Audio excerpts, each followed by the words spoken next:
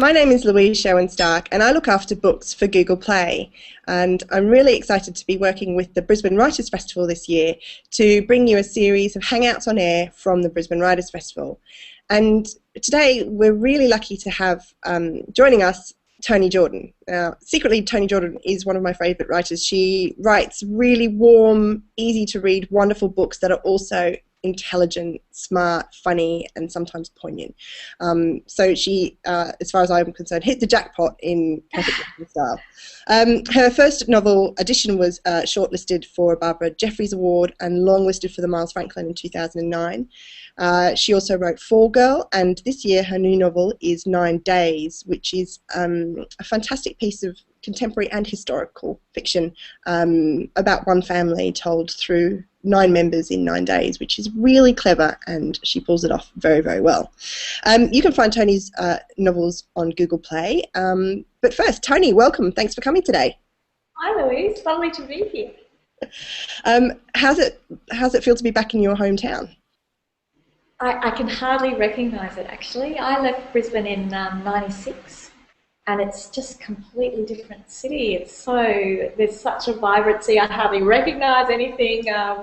It's beautiful. I can't believe there's so many people at the Writers' Festival today. Just outside the door, there's such a buzz, and there's kids, and there's people queuing, and there's barbecues, and it's just fantastic. But it's really hard to draw your attention away from the river because the setting here is so beautiful, and the sky is so blue, and it's lovely. So you grew up in Brisbane, and you're a self-confessed science nerd. So you went into university and studied science. How on earth did you move from that to writing? Well, it seems strange, but you know, I kind of think that the divisions we put into people, you're either a science person or you're an arts person, is kind of an artificial construct, really. I just loved science, particularly biological science, all the way through school. I did a Bachelor of Science, majoring in physiology at the University of Queensland. And I worked in a number of years in protein chemistry research. And then I kind of drifted with a few different jobs and eventually got work writing drug dossiers and new chemical entity information for pharmaceutical companies and biotechnology companies. And one day decided to go back to university to get a writing qualification so I could set up my own business writing these scientific documents.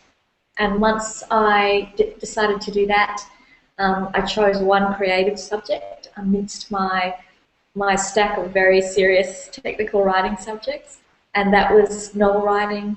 And for an assignment for that class, I started Edition, my first novel. So it really, I would never have written it had it not been for creative writing classes. I'm a big defender of creative writing classes. And you teach creative writing now, is that right? I do, and I really enjoy it very much. I only do it 1 day a week because writing novels is my main job. But there's so much. The one thing that I think of when I'm between novels is I look at all the novels around and I think there's no more ideas left in the world. Surely all these books that have already been written have soaked up every idea in the universe. And then I stand in front of my class of 24 students, and they've all got these brilliant ideas. And it just reaffirms my faith in the never-ending creativity of human beings. So with your students and with, you must meet a lot of young writers at festivals and things, what sort of advice do you have for, say, up-and-coming writers? Well, my main and most important piece of advice is just to read more. Just read. If I was queen of the universe, I would make a law that no one is allowed to write a novel until they've read 100 novels. And they have to read their favourite 10 novels 3 times each. That would be my edict. Because I just think you absorb so much about the way stories work, the way narrative works, the way character works. You absorb it quite unconsciously. And also I think it gives you some discernment about the kind of writing you like and the kind that you don't. So you know, I tell them what my preferences are, and then I say, what kind of stories do you like? What do you admire? Who do you admire? And often they don't have an answer. But when you know what you like, it's much easier to craft your own work in that style, or in the kind of the same family of work of somebody else's. You have a tool to get better to. You have something to aspire to, and I think that's just so important, especially for young. I've actually had cases in class where I've said to students, "What do you like to read?" And they say, "I don't like to read. I like to write." And you kind of think, you're really just not in love with storytelling. If you're in love with storytelling, you're in love with fiction, you're in love with all this, you can't help but love to read, and you can't help but admire other people. That is so true. I've never heard that before. That's really interesting. And of the, did you say 10 novels you have to read 3 times? Which were yours? Look, it's very hard to narrow it down to 10, but I'm completely mad for Zadie Smith, especially White Teeth, her first one. She's got a new one out this week, I think. I know, I can't wait. I'm so excited. I'm thinking of having a real fangirl moment, sleeping out, taking my sleeping bag and sleeping outside the bookstore. So White Teeth was definitely one. A.S. Byatt's Possession, I just think is miraculous. Pride and Prejudice, of course. Probably Jonathan Franzen's The Corrections. Just a seminal work. Maybe something by Richard Ford, maybe Independence Day or something like that. How are we going? There's 5. I don't know. 5's plenty. I think that's enough to get people scurrying off and buying some good books right now. I mentioned that that your books are really easy to read and savour and enjoy while being intelligent, warm, witty and funny and poignant. I've read that that's something you're very passionate about. Why is that? I kind of think that readers are continually underestimated by a great many writers. I think that someone thinks that they have to write a serious novel and serious people will read it and it will be serious. Or they write a funny novel or a lighter novel or an easy-to-read novel for people that read that kind of book. When I've kind of always believed that doing both those kinds of reading, the serious and the light-hearted, are the same people. The people who love reading. They just, sometimes you feel like a serious book, and sometimes you've had a tremendously difficult week and you've just got 2 hours on the couch and you feel like a lighter read. So I just don't, in my experience, I've never seen this delineation of these serious and worthy people and worthy books and light-hearted and humorous readers. And I think readers are, by and large, extremely intelligent people, and they can actually think and smile at the same time. And we do them a disservice by keeping these type of books apart. Fiction should be more representative of life, in my view, and life has very serious and heartbreaking bits, but also very funny bits. And I think it's important that fiction reflect that. Are there any other writers that you think are doing the same sort of, have the same sort of mission as you? Well, Zadie Smith makes me laugh out loud. But, you know, in Australia, Michelle de Kretzer is kind of slyly funny in a very witty fashion. I think, yeah, I think there is a few of us, but not many. I think the very serious people need to lighten up, and the very light people need to get serious. That's really good.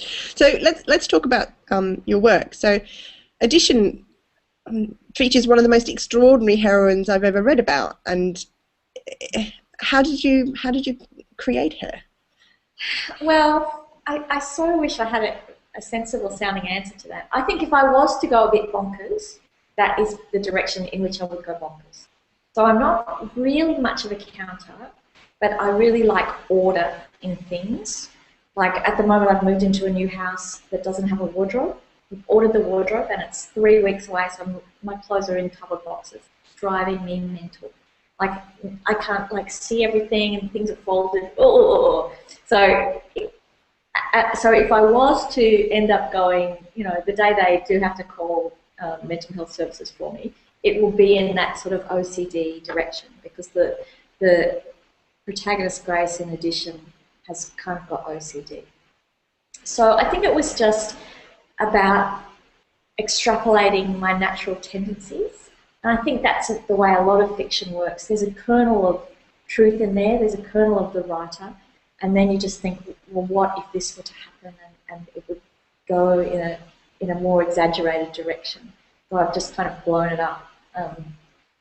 And partly it's that I kind of like a bit more control in my life. You know, I've got my house, I've got a dog, and there's dog hair on my clothes, and like, as I said, no wardrobe, and things can kind of go a bit haywire. And I think the idea of being able to assert control over your close environment is a very comforting thing.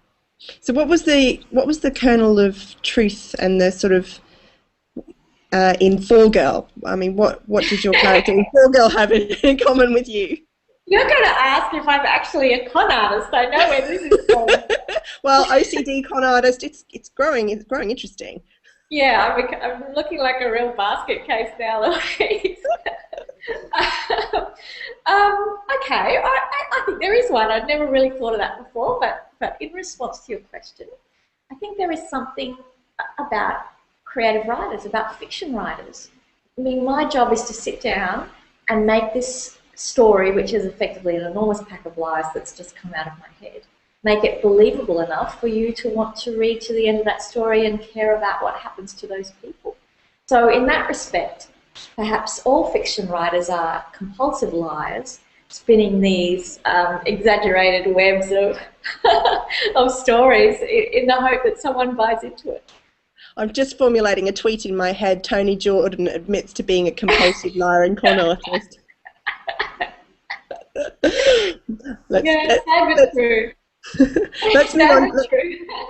Let's move on to your new book, 9 Days, which has only been out for a couple of weeks, which I think is, in terms of its structure, really well thought out and executed. Why did you go back in time for this novel? Well, the novel actually began with the jacket photograph. So on the cover of the novel is a photograph, and the hardest thing I find about writing fiction is deciding what novel to write, deciding what idea to follow. And I used to think that meant I didn't have very many ideas, because the idea was always the hardest part for me. But now actually I think maybe it means I have too many ideas and I can't successfully choose one. But at any rate, that's the hard part of the process.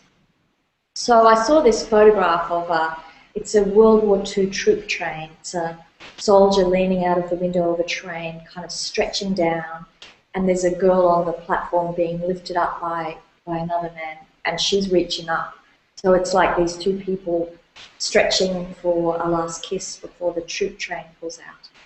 So I actually started with that photograph, which is the cover of the book and the last scene close to the last scene in the book, and sort of imagined these people's lives. And for a while I thought it was going to be completely historical, set back in the time of that. But as it evolved, it became clear that it had to be a whole family story and look at the web of people surrounding these individuals. So it made sense to have, you know, some modern bits in there as well.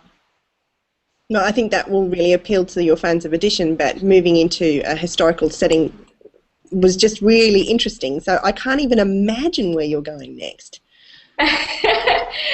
This is the worrying part, neither can I.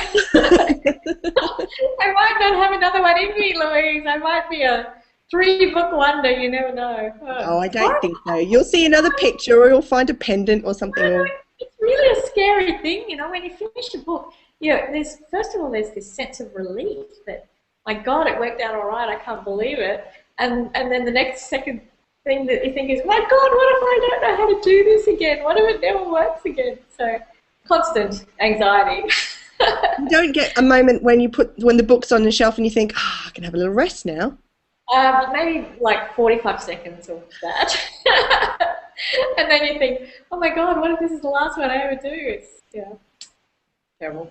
I don't believe it. I'm sure we will get some more. My next question is about your characters who I really enjoy reading about. They feel very real. They feel like people I may have known or met somewhere. Where do you draw your inspiration for your characters?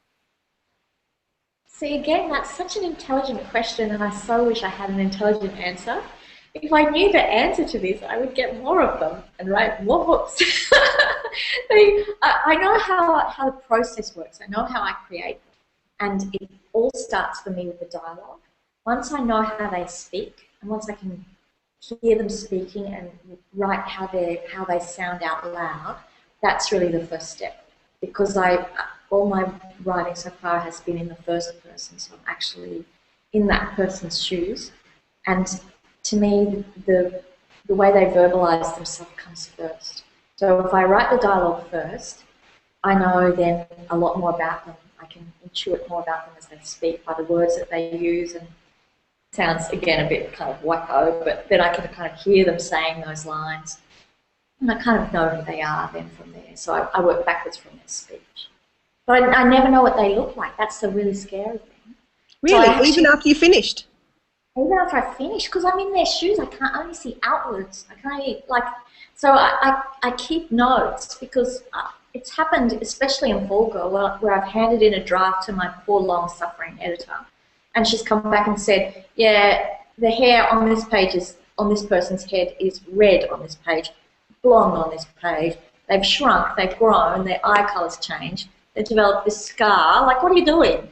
I just don't. I find the external characteristics of people really, really difficult. So now I know to keep notes every time I describe somebody, so I don't contradict myself a few pages. You might have to go to an art class, and then we'll find you'll stop writing novels and you'll start being an artist. It's a bit shocking, but so I have to say this. I kind of get pictures from online dating websites. Really? That's so good. That's so terrible. Because on those dating websites, you put in the sex of the person and the age and the political persuasion, the kind of job and the education levels, all these things I know about the characters. And then it brings up all these pictures of people. And then I just go, okay, you can be my person. But they don't know, they don't know they're walking around in a book, these poor dateless people. But yeah, that's fine. They do now. That's the best. I'm just formulating another tweet. Toni Jordan is dating sites for inspiration. Yeah, that's right. Frequents lots of dating websites. And as a sort of someone who would love to see sort of intelligent fiction make it to the big screen, are there any whispers of that? Or? There's the script for Edition is nearly done by the screenwriter in New York. That's really well underway. The last draft I saw was fantastic, with more jokes. I'm reading the screenplay and I'm thinking, that's so funny, why didn't I put that in the book? He's taken what I had done and improved it, which I just think is fantastic. So that's well underway. Fall Girl, it's just at the very beginning of very early discussions, and nothing on 9 days. It takes such a long time for these films and it's so risky, and it's such an intense creative process for everyone involved. I have nothing but admiration for these people and thankfulness that I don't work in that industry. I can just sit at home in my pajamas and I don't have to have meetings with anybody. So you're quite happy to let your baby go? Absolutely, absolutely. At the beginning I thought, a few people said, do you want to participate in this writing of a screenplay? And I kind of thought about it and thought, yeah, that'd be cool. And then I actually looked into I think I'm a writer, I know how to write, had these novels, and then you look into the art of screenwriting and the actual technical craft of converting something into a completely different art form. It's immense. I don't have anywhere near the skills required, so I was happy just to let it go to the best. I kind of saw it like adopting out a baby, picking the best possible parents and then just handing it over. And are you allowed to indulge in sort of useless speculation of who you'd like to see play Grace? Yeah, see, I can, but because I'm such a book nerd, I don't know anybody. So I just sit home and read books. I don't even watch television. I haven't had a television for like 4 months, and people say, what about this person's name? And I go, and who is that again? And they're not on a dating site, so you don't know. Exactly. If they told me someone from a dating site wanted to play Grace, I'd be completely on board. But yeah, it's that's going to be interesting, and that'll butt right up against my problem with description, with what these characters look like. So that's going to be really intense. So 9 Days was selected this year for the Get Reading program, which is really exciting. That's so cool. Yeah, tell us a little bit about Get Reading. Well, it's a program to obviously encourage people to read books, adults and children. So we do a lot of events around the country, especially in out-of-town places that don't see a lot of writers. I just finished a week in a few days in Western Australia, where I went to Gosnell's Bunbury and the Margaret River, talking about books down there, and just wonderful. It's wonderful to get out and meet actual readers, because they're the reason why we do it all. It doesn't work without them. It's no good writing a book if no one wants to read it. They're the whole reason and the foundation for everything that I do. So it's a real privilege to get out and meet them and talk about books, which I could do all day, every day anyway. It's just terrific fun. And so next week I'm in Melbourne, Monday, Tuesday and Wednesday. And then the week after I'm up here in Queensland again. And then South Australia the week after that. So it's really great. How exciting. I'm a big fan of the Get Reading program. I think anything that makes people read more cannot be a bad thing, and for the Australian government to be interested in that too is fantastic. So I think I've almost covered all of my questions for you. Is there anything that you would like to sort of say to your readers? Just thank you. Thank you for still being interested. I just think it's such a, people have such demands on their time, and they've got jobs and kids and pets and, everything that they have to do, and that someone gives a few hours to listen to what I think and gives me a chance to entertain them. It's a fantastic thing. I'm really grateful. Thanks, readers. Okay, well, thank you so much for joining us today. All of Toni's books are available on Google Play, and if you haven't read one yet, you're in for a massive treat, and I'm off to go and read 4 Girl right now. Thanks, Toni. Thanks a lot.